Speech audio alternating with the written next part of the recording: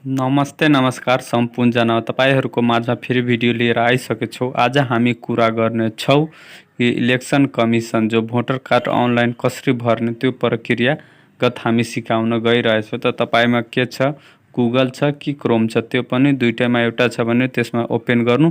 Open गरेपछि तपाईँ यस्तो इन्टरफेस आउँछ, त्यसमा क्लिक गर्नु अनि इलेक्सन कमिसन .gov.in सर्च गर्नु। त्यसपछि निर्वाचन आयोग त्यसमा थिच्नु। थिचेपछि यस्तो इन्टरफेस खुल्छ, त्यसमा निर्वाचन आयोगको वेबसाइट ओपन भइहाल्यो। ओपन भएपछि त्यसको मतदाता नामावलीमा क्लिक गर्नु र त्यसमा अर्को इन्टरफेसमा यस्तो आउँछ नयाँ दर्ता र नामावली। त्यसमा नयाँ दर्तामा क्लिक गर्नु। क्लिक गरेपछि तपाईको यस्तो इन्टरफेस आफ्नो मोबाइल नम्बर हाल्नु होला। त्यसमा तपाईँ आफ्नो मोबाइल नम्बर राख्नु होला। मोबाइल नम्बर राखेपछि इन्टर गर्नु। इन्टर गरेपछि तपाईको मोबाइलमा 4 डिजिटको ओटिपी आउँछ। मेरोमा अलिकति ढिलो आइरहेछ, तपाईमा सब थोकको थरी हुन्छ। कहिलेकाहीँ नेटको प्रब्लम या केही समस्या कारणले ढिलो भइहाल्छ। अनि मेरोमा ओटिपी आइसकेछ, म अब हाल्न गइरहेछु। मेरोमा 4 डिजिटको ओटिपी आइसके, म हालिरहेछु। त्यसपछि यस्तो इन्टरफेस आउँछ। अच्छा, निर्वाचन छ, निर्वाचन आयोगको तल छ गृहबाट नयाँ दर्ता छ, नयाँ दर्तामा क्लिक गर्नु। नयाँ दर्तामा क्लिक गरेपछि तपाईको यस्तो इन्टरफेस खुल्छ। तपाईँ हेर्न सक्नुहुन्छ यस्तो हुन्छ। हालसम्म मेरो मतदाता नामावलीमा समावेश भएको छैन।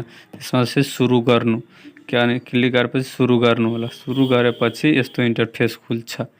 यस्तो इन्टरफेस खुलेपछि तपाईको स्थानीय ठेगाना अनिवार्य रूपमा लेख्नु पर्छ। तपाईको त कुन ठाउँको छ, आफ्नो प्रदेश, त्यसपछि आफ्नो जिल्लामा सिलेक्ट गर्नु। जिल्लापछि तपाईको गाउँपालिका, नगरपालिका, त्यसपछि वार्ड जे छ तति तपाईँ वार्ड राख्नु होला।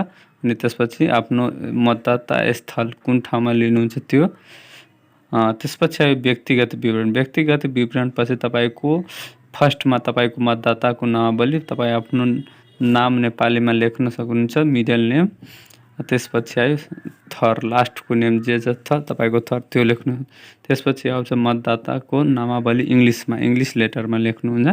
तपाईले त्यो लेखेपछि कुमार, लास्टको थर जे जति छ तपाईको थर त्यो लेख्न सक्नुहुन्छ।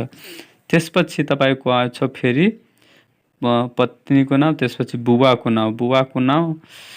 नाममा तपाईँ लेख्न सक्नुहुन्छ नाम, थर, त्यसमा पनि त्यही प्रक्रियागत।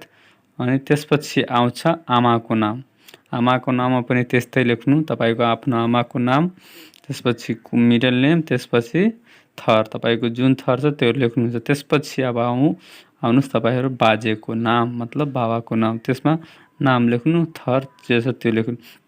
त्यसपछि आउँछ कि लिङ्ग, तपाईँको पुरुष हुनुहुन्छ कि महिला त्यो पहिला क्लिक गर्नु। अनि त्यसपछि टेलिफोन, आफ्नो मोबाइल नम्बर र इमेल एड्रेस राख्न सक्नुहुन्छ। त्यसपछि अर्को इन्टरफेस खुल्छ। अर्को इन्टरफेस खुलेपछि तपाईँ फर्स्ट अफ अल तपाईँ आफ्नो जन्ममिति राखेपछि तपाईँ आफ्नो नागरिकता नम्बर जे जति छ तपाईँ त्यो राख्नु होला। फर्स्टमा जति डिजिटको हुन्छ त्यो राख्नु होला। त्यो अनिवार्य रूपमा राख्नु हुनुपर्छ। परिचय पत्र र नागरिकता जिल्ला, तपाईँ कुन जिल्लाबाट नागरिकता बनाउनु भएछ त्यो राख्नु होला। त्यसपछि किसिम अनि नागरिकता जारी भएको मिति त्यो राख्नु होला। राखेपछि तपाईँको नागरिकताको विवरण अनुसार जन्मस्थल, तपाईँको कुन नागरिकतामा जे जति छ जन्मस्थल त्यो राख्नु होला। त्यसो प्रदेशमा क्लिक गर कुन प्रदेश छ त्यो। त्यसपछि अर्को आउँछ जिल्ला, तपाईँको कुन जिल्ला छ त्यो जिल्ला राख्नु होला।